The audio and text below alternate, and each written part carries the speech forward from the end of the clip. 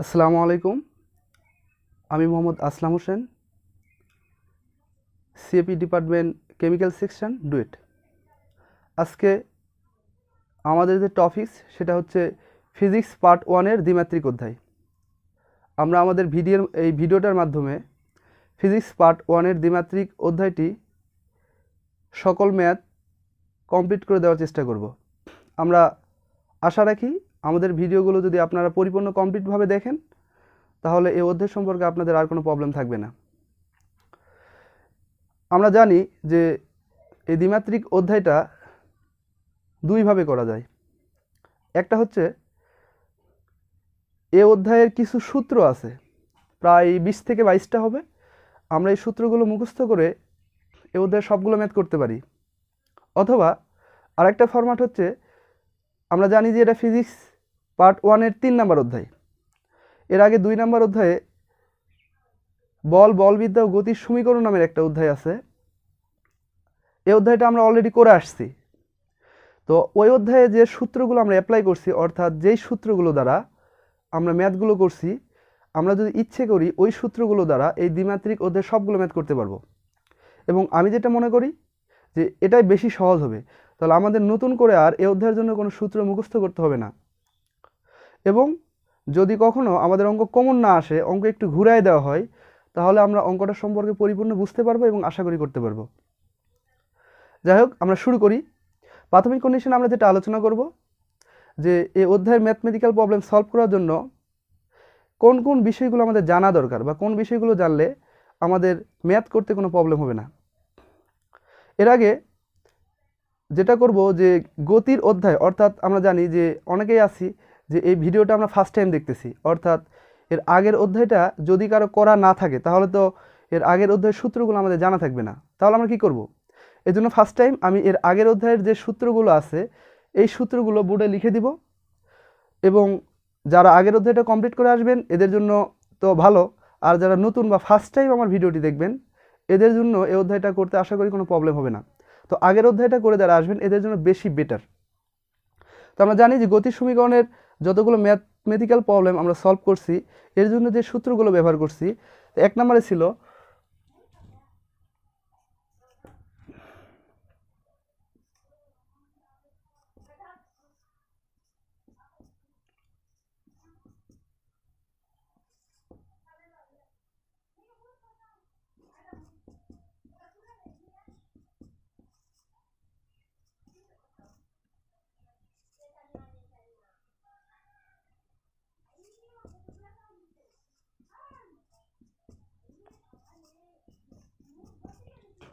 অর্থাৎ এক নম্বর সূত্র যেটা লেখা আছে যে V equal to U plus minus F T. 2 নম্বরে লেখা আছে V square U square plus minus F S. 3 নম্বরে লেখা আছে S equal to U T plus minus half F T square.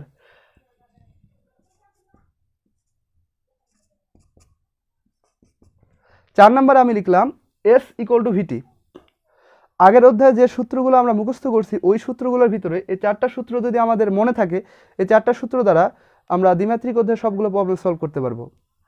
তো এই যে সূত্রগুলো লেখা আছে এই সূত্রগুলো কোনো একটা বস্তু যদি এক্স অক্ষ বরাবর অর্থাৎ আনুভূমিক কন্ডিশনে যায়, ওই ক্ষেত্রে আমরা এই সূত্রগুলো ইউজ করি। কিন্তু ওই বস্তুটাই যদি আনুভূমিক কন্ডিশনে না যায়, উলম্ব বরাবর যায়, অর্থাৎ একটা বস্তুকে আমি যদি সোজা উপরের দিকে ছুঁড়ে পারি, ওই ক্ষেত্রে আমরা জানি যে ত্বরণ এফ এর জায়গায় জি ব্যবহার করি।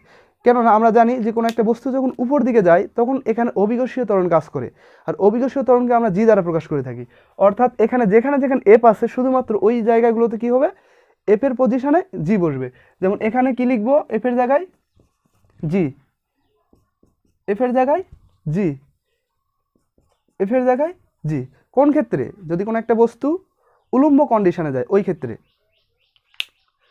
তো এ হলো আমাদের আগের অধ্যায়ের সূত্রগুলো, অর্থাৎ আগের অধ্যায়ের সূত্রগুলোর ভিতরে যে সূত্রগুলো এ অধ্যায়ে আমাদের কাজে লাগবে এই সূত্রগুলো। এখন আমরা আসব দ্বিমাত্রিক অধ্যায়ে।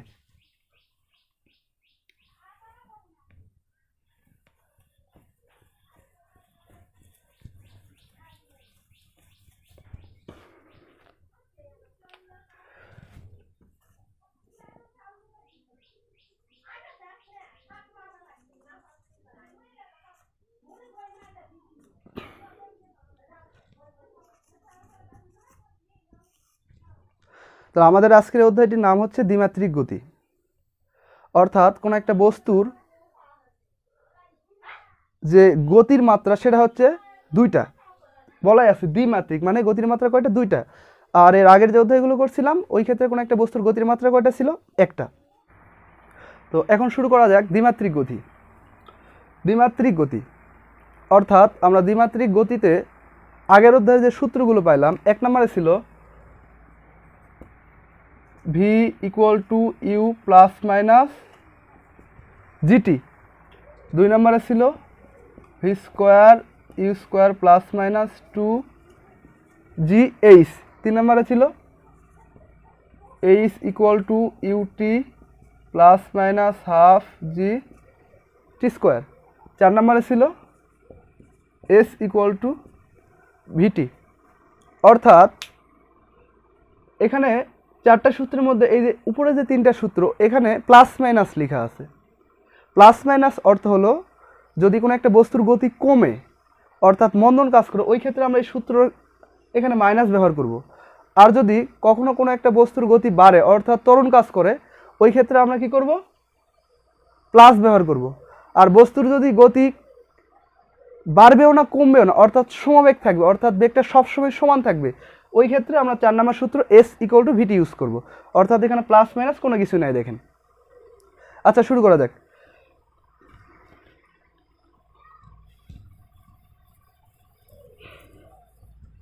তাহলে আমাদের প্রাথমিক কন্ডিশনে যে ধারণাগুলো থাকা দরকার এর ভিতরে হলো, সাপোজ এখানে একটা বস্তু আছে,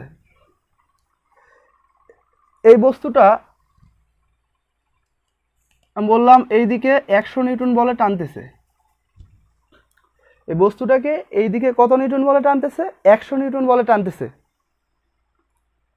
তাহলে আমি যদি কখনো আপনাদের বলি যে 100 নিউটন বলটাকে দুইটা অংশে ভাগ করতে পারবেন, অর্থাৎ এই যে দিক এটা এক্স অক্ষ বরাবরও না ওয়াই অক্ষ বরাবরও না, অর্থাৎ আমরা যদি কোনো একটা বস্তুকে অর্থাৎ কোনো একটা বস্তুর গতিকে যদি বা বলকে দুইটা অংশে ভাগ করতে চাই তাহলে সবসময় মাথায় রাখবো যে একটা দিক হবে এক্স অক্ষ বরাবর অর্থাৎ আনুভূমিক দিক বরাবর এবং অপর দিকটা হবে ওয়াই অক্ষ বরাবর অর্থাৎ উলম্ব বরাবর।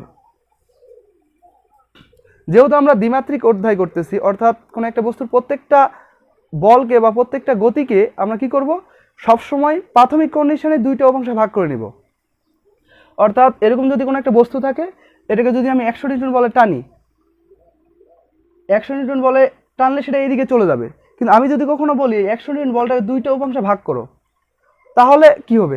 তো আরেকটা জিনিস আমি বলতে ভুলে গেছিলাম যে শুধু বল থাকলে হবে না, এই বলটা একটা নির্দিষ্ট অ্যাঙ্গেলে থাকতে হবে। অর্থাৎ সাপোজ ধরে নিলাম বলটা আছে এক্স অক্ষের সাথে 30 ডিগ্রি অ্যাঙ্গেলে, এই ক্ষেত্রে এই বলটাকে আমি যদি দুইটা অংশে ভাগ করি তাহলে এক্স অক্ষ বরাবর কত হবে এবং ওয়াই অক্ষ বরাবর কত হবে। তো এক্স অক্ষ ডিরেকশনে অর্থাৎ আনুভূমিক ডিরেকশনে যে বলটা কাজ করবে সেটা হবে 100 cos 30, আর ওয়াই অক্ষ বরাবর অর্থাৎ উলম্ব বরাবর যে বলটা কাজ করবে এটা হবে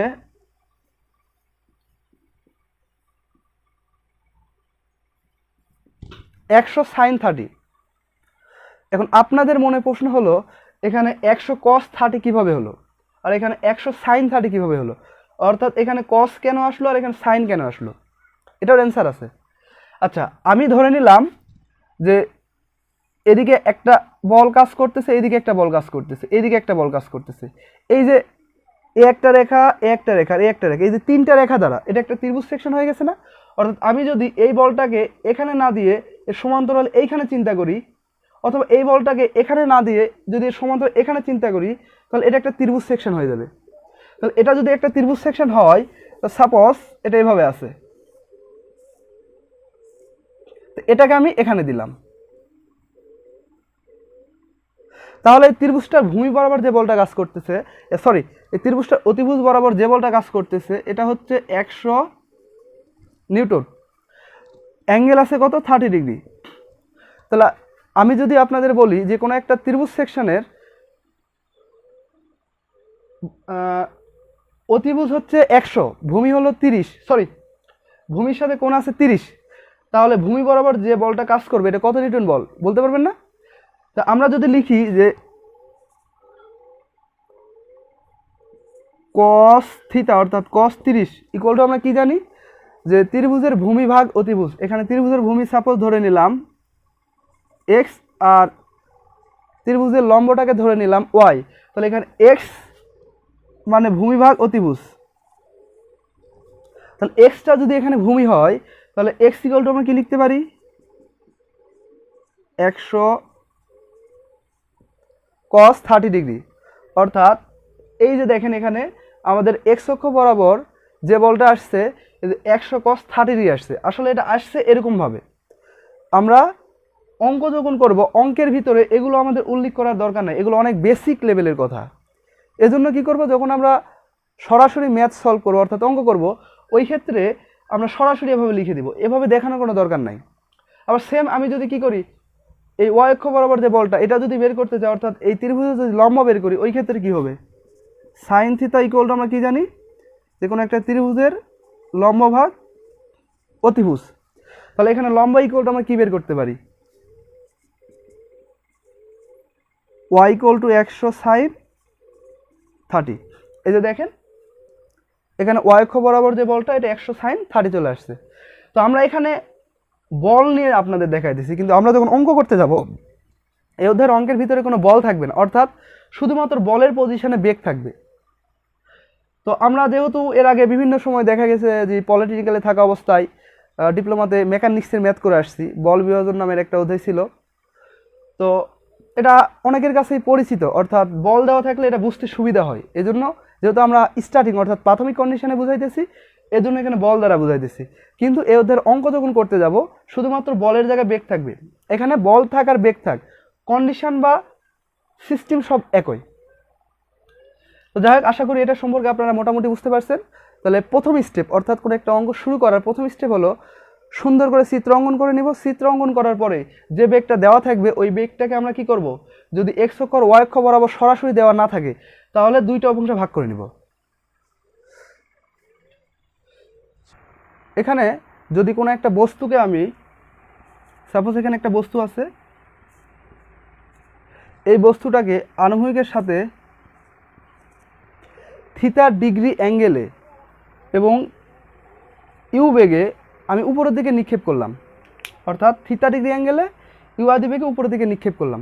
তাহলে আমরা এখানে দেখব যে বস্তুটা কি কন্ডিশনে যাবে এবং কি কন্ডিশনে মাটিতে বা ভূমিতে পতিত হবে।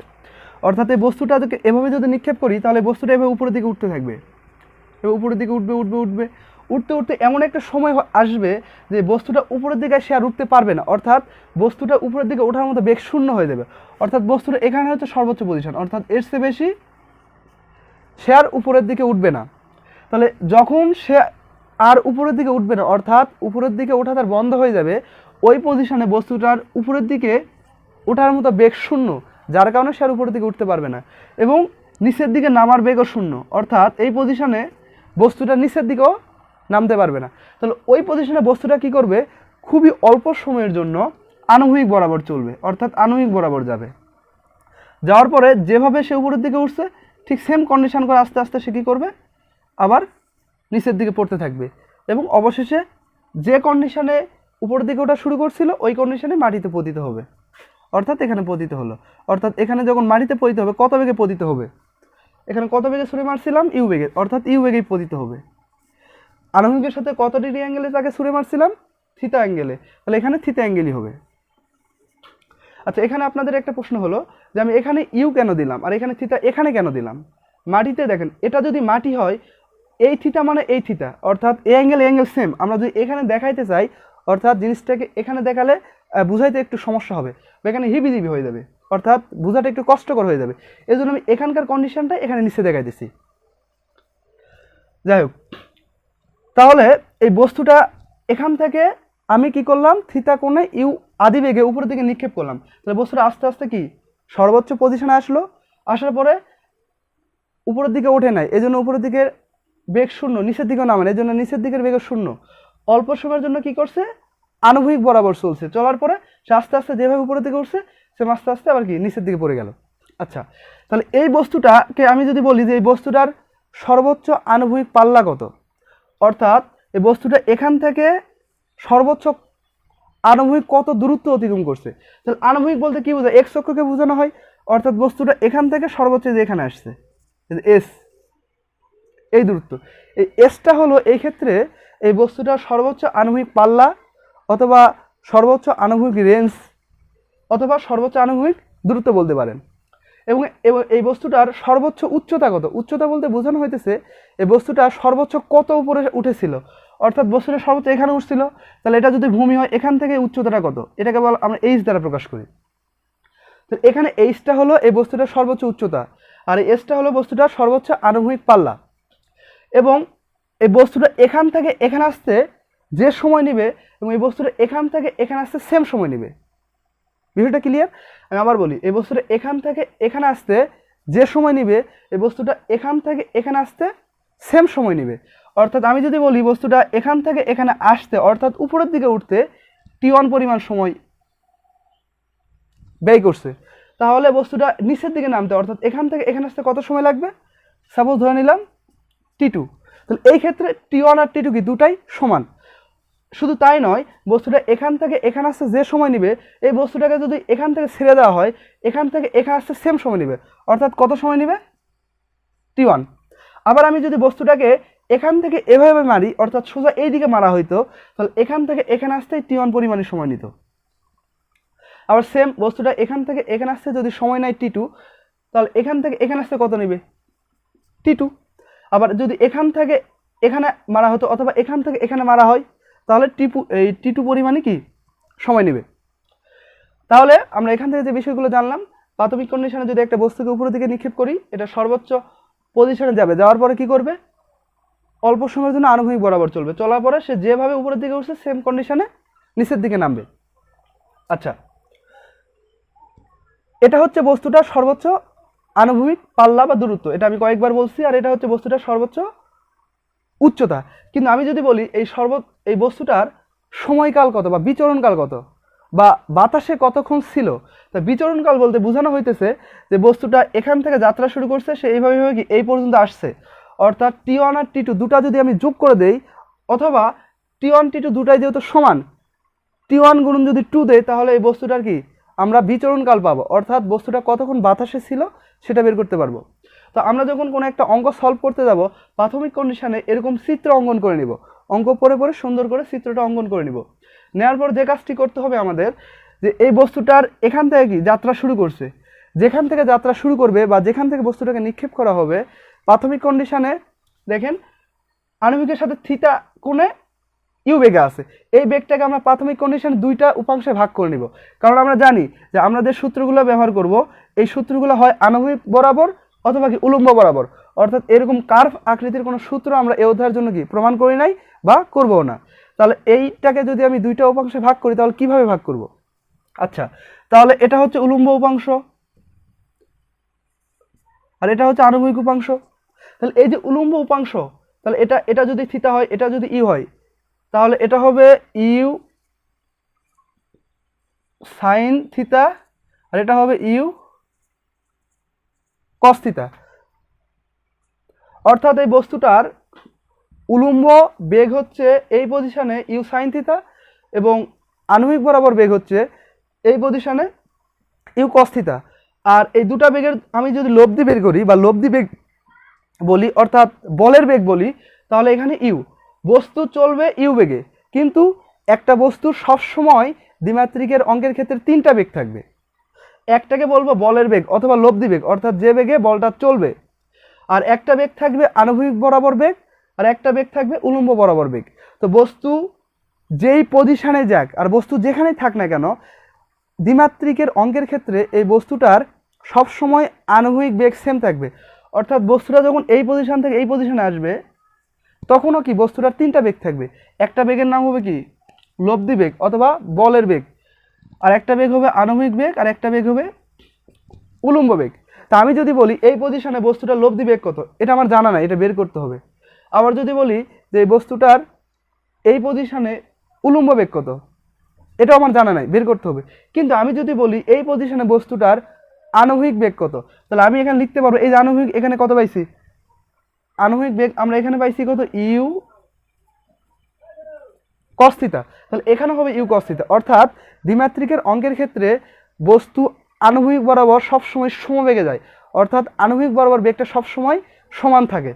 আবার যদি বলি যখন বস্তুটা সর্বোচ্চ পজিশনে ছিল তখন বস্তুটা আনুভূমিক বেগ কত, এখানে হবে ইউ কস থিটা। আবার যদি বলি বস্তুটার এই পজিশনে আনুভূমিক বেগ কত, সেম ইউ কস থিটা। আবার যদি আমি আপনাদের বলি যে বস্তুটা এখান থেকে এখানে আসছে, তারপর এখানে আসছে, এখানে যখন ছিল ওই পজিশনে বস্তুটার তিনটা বেগ থাকবে, একটা আনুভূমিক বরাবর, একটা উলম্ব বরাবর, একটা কি লব্ধি বরাবর।